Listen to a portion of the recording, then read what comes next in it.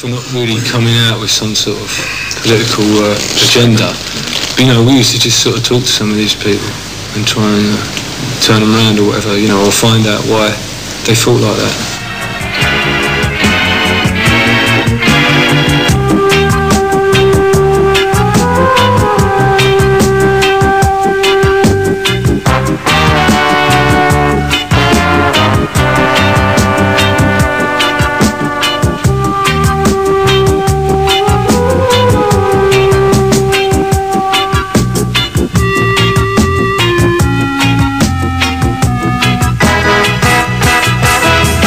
Politics is what's done most of the damage to the skinhead cult over the years.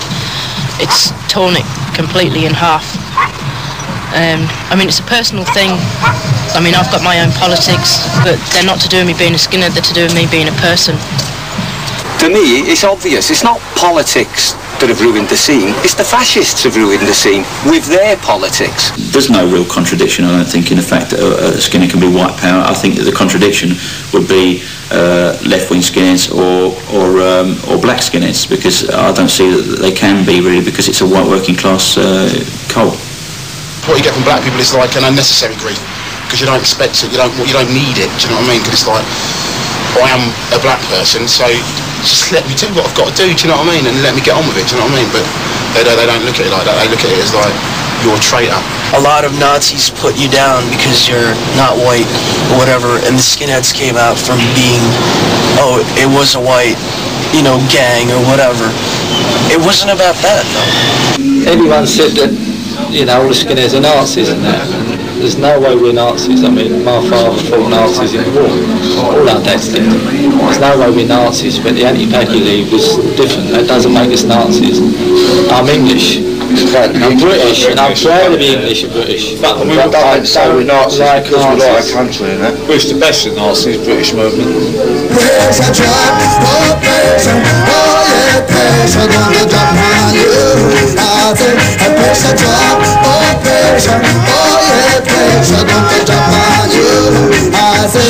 when you drop, oh, you gotta feel it. Oh, what you were doing wrong.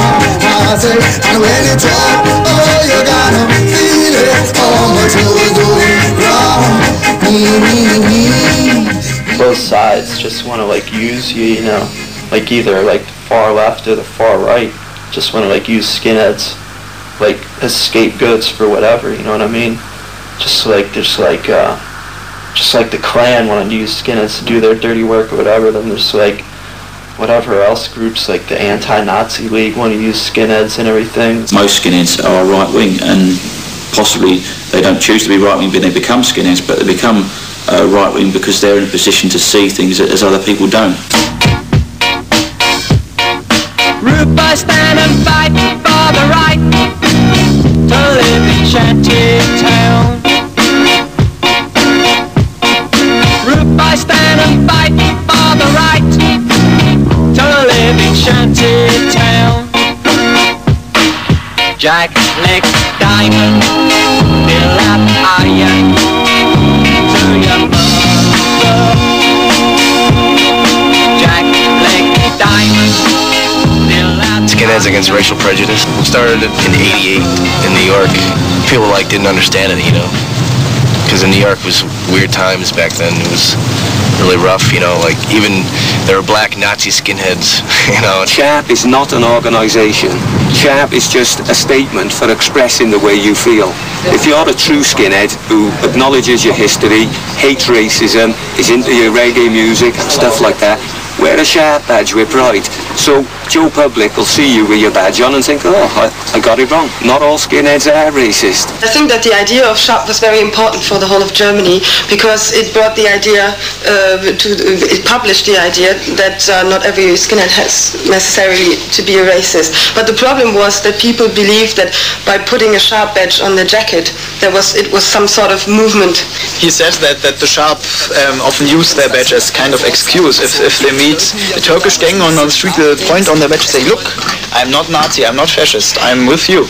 And if boneheads come along, they like, go along like that, you know. That's what he said. Well, we get attacks from both sides, from the Sharps and even from the occupied rings too. So we actually really stand on our own. Norwegians, they don't like Nazis. Like Norway was occupied by the Nazis, and we feel that the Nazis should be kept away. So we made this sharp patch, and we told our friends that you put this on or you fuck off. But after a while, I mean, it started getting a lot of shit because a lot of people thought it was sort of a group fighting against fascism. At this point in the skinhead movement's history, I don't really see where it's needed. And I don't see why you should have to wear a sharp patch or anything like that to prove that you're not into it. I mean, the general public doesn't like us anyway, so, you know, why bother to impress them with stuff like that? I think it's a great shame that some skinheads seem to get into their heads that they have to always go around apologising, almost falling over themselves to say, look, we're not racist, without even considering what racism is and what being racist is about. The best development that I've seen in the cult today is the whole non-political movement. The fact that skinheads are like dropping politics generally, you know, like no racist element, no sharp, that skinheads are just interested in being skinheads, and I see that aspect really growing, and I think that's one of the best things about it. And if that'll continue to grow, maybe we can get things back to the way they were in 1969.